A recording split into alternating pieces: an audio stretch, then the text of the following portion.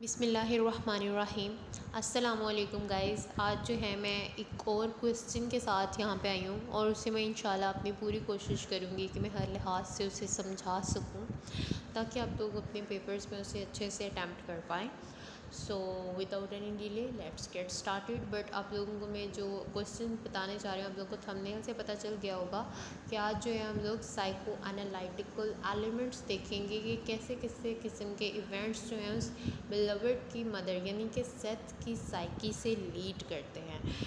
हमने इसकी समरी जो है अपने अपने चैनल पे अभी अपलोड नहीं की है, लेकिन इंशाल्लाह कर देंगे जल्दी, क्योंकि अभी एग्ज़ाम होने वाले हैं तो ज़्यादा बच्चों को जो है क्वेश्चंस की तलब होती है कि उन्हें क्वेश्चंस कहीं ना कहीं से मिल जाएं। तो मेरी कोशिश रहेगी कि मैं आज के इस वीडियो में आप लोगों को उस क्वेश्चन के बारे में डिटेल एनालिसिस दे सकूं। तो गाइस, हमने साइको एनालिसिस पे काफ़ी ज़्यादा जो है डिटेल आप लोगों को बताई है।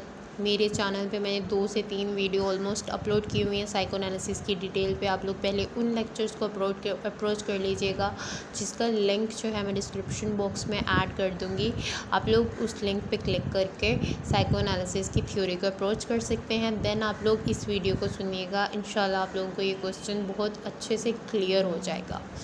तो चलिए फिर बताते हैं। साइको एनालिसिस का मैं एक बस बेसिक बता देती हूँ कि क्या होता है। इसका एम ये होता है कि जो इंसान है उसके जो रिप्रेस्ड किस्म के इमोशंस हैं उनसे रिलीज़ करवाना, एक इंसान की अनकॉन्शियसनेस को कॉन्शियसनेस में तब्दील करना। That's the aim of psycho analysis.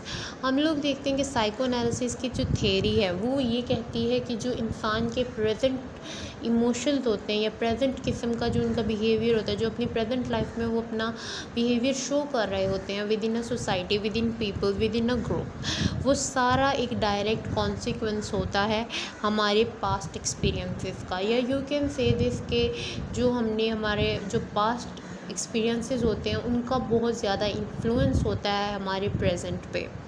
और हम लोग सेथ की अनकॉन्शियसनेस में भी देखते हैं कि बहुत सारे ऐसे हिडन एलिमेंट्स छुपे हैं, यानी कि उसकी बहुत ही ज़्यादा पेनफुल एक्सपीरियंसेस उसके साथ कनेक्टेड हैं जो कि हिडन हैं, लेकिन वो क्या है कि उसने अपनी ज़िंदगी में सफ़र आउट किया। वाइट मास्टर्स या वाइट पीपल्स या वाइट मैन कम्युनिटी से के हाथों जो है ना उसने अपनी लाइफ में सफ़र किया during the time of slavery. जैसा कि कैरो था, आप लोगों का नेम शो हो रहा होगा स्क्रीन पे, दैट CARUTH। सो 1996 में उन्होंने इसी जो भी था उसने इस टर्म को बोल दिया रिपीटेड फ्लैशबैक्स की सूरत में, जो है वो अपने उन हिडन पेनफुल एक्सपीरियंसेस को फेस करके, यानी कि वो ज़्यादा सफ़र करती थी, लेकिन वो किन की वजह से उसे एक्सपीरियंसेस करने पड़े? अपने मास्टर्स, अपने ऑनर्स की वजह से। सेथ जो थी वो एक एक्स स्लेव वूमन थी और इसे जो है स्वीट होम प्लांटेशन में भेजा गया था ताकि, ये एक बेसिकली फ्लैशबैक है, आप लोगों को ये कह सकते हैं ट्रॉमेटिक इवेंट है जो इसके साथ हुआ है, जिसकी बेसिस पे इसने अपनी बेटी का मर्डर किया। या यू कैन से इसकी क्या साइकी के ऊपर इफ़ेक्ट्स थे, क्या एक्सपीरियंस था, क्या ट्रॉमेटिक इवेंट था, वो मैं बताने चाह रही हूँ। आप लोग इसे गौर से सुनिएगा।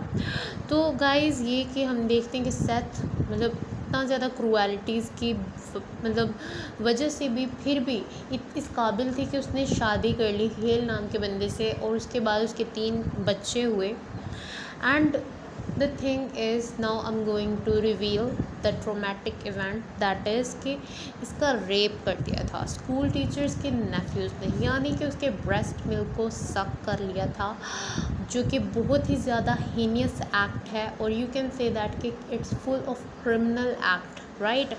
पे उन्होंने उसे एनिमली या इनह्यूमनली ट्रीट किया था, जो कि बेसिकली जिसका हक जो था उसकी बेटी का था, लेकिन उन्होंने ये उसके साथ हरकत की और उसका रेप कर दिया।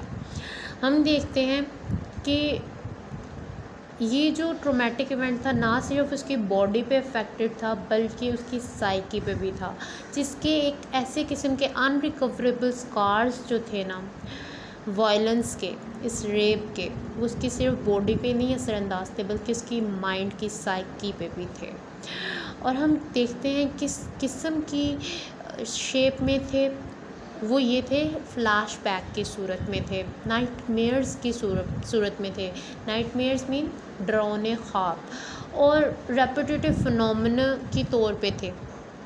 अगर हम लोग इसी थ्योरी को, अब हमने ये ट्रॉमेटिक इवेंट बता दिया, लेकिन अब वो इवेंट उसकी साइकी में कैसे इन्वॉल्व हुआ या कैसे इन्फ्लुएंस किया उसकी साइकी को, ये हम लोग अब एनालाइज करेंगे through the light of Freud's theory of personality. सबसे पहले हम लोग इड के तौर पे इसकी साइकी को एनालाइज करेंगे। हम लोग देखते हैं सेथ ने अपनी बेटी का मर्डर कर दिया, और ये मर्डर करना हम लोग देखते हैं कि उसकी इड जो है ना वर्क कर रहा था उस वक्त पे, और इड जो है इसका प्रोमिनेंट और डोमिनेंट पार्ट है साइकी का, और इसी इड ने ही उससे इतना अर्ज्ड किया कि ये इमीडिएट सेटिस्फेक्शन चाह ले कि वो अपने बच्चे, खुद की ज़ाती बच्ची पे उसने अटैक किया, और वो भी बहुत ही ज़्यादा अनबिलीवेबल वे में।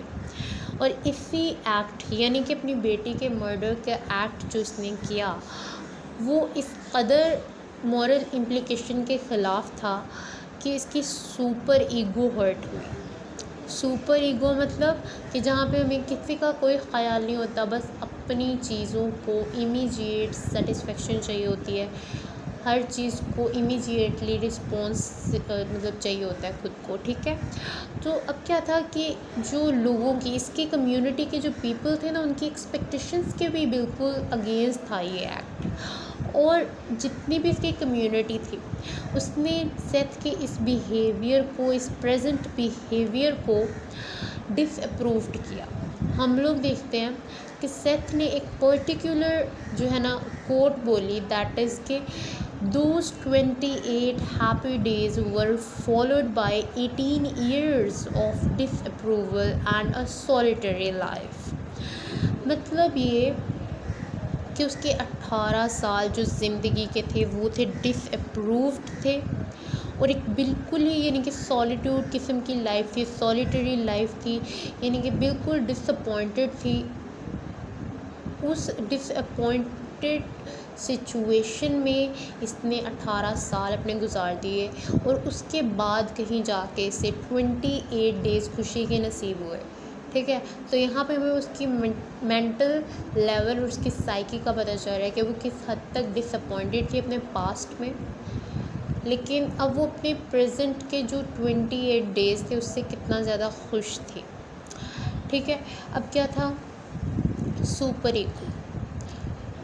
ईगो को एनालाइज करते हैं, और वो ये है कि जो उसकी कम्युनिटी के लोग थे ना, उन्हें मतलब उनके थ्रू ये रिवील किया जाता है दैट कि इसने, अब सेथ ने ना ये सोचना शुरू कर दिया था कि उसकी वजह से हर एक की ज़िंदगी तबाह हो रही थी उसकी फैमिली में, यानी कि उसने पहले अपनी बेटी को मार दिया।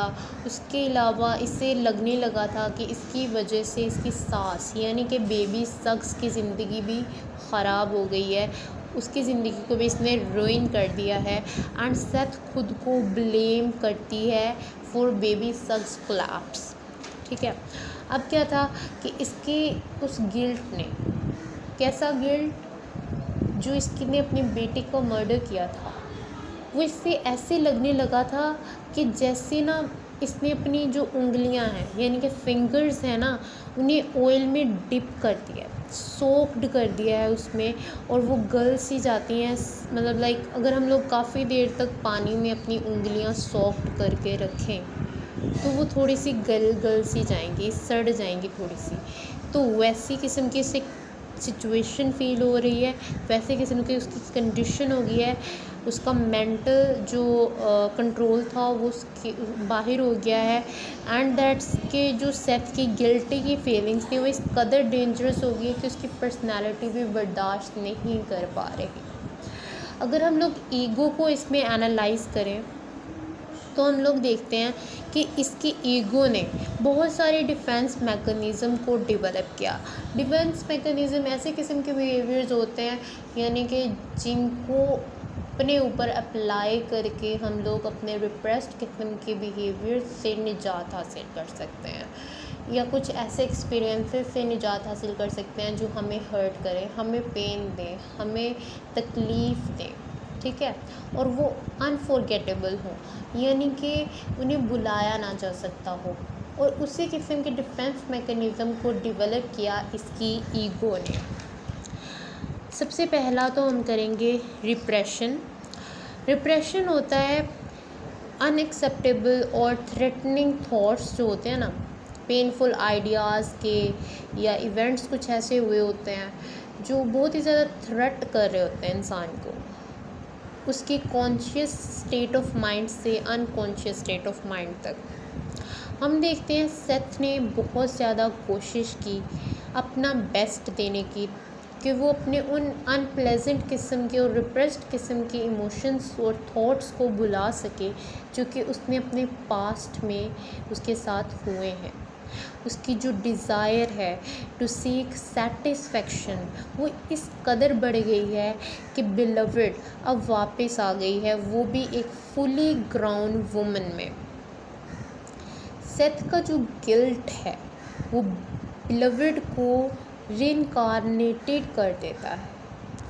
रीइंकारनेटेड कहते हैं कि किसी चीज़ की रीबर्थ होना, लेकिन किसी और फॉर्म में या न्यू बॉडी फॉर्म में उससे दोबारा से मतलब जान में जान आ जाना। और उसका जो गिल्ट था वो इस कदर एक्यूट हो गया था, इस कदर बढ़ गया था कि उसने मजबूर कर दिया बिलवड को भी एक सोल की शेप इख्तियार करने में, और एक वो फिर से दोबारा से लौट आई उसकी ज़िंदगी में, वो भी एक फुली ग्राउंड वुमन की शेप में। तो ये होता है रीइंकारनेशन।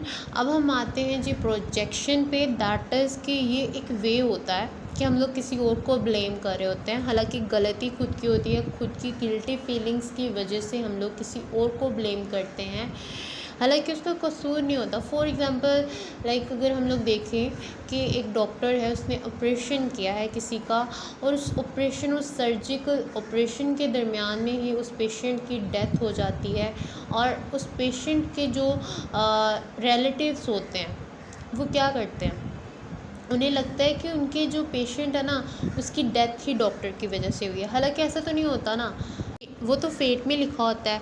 हालांकि ऐसा तो नहीं ना हो सकता कि अब डॉक्टर जो है जानबूझ के वो अपने पेशेंट की डेथ का सबब बन जाए, ठीक है।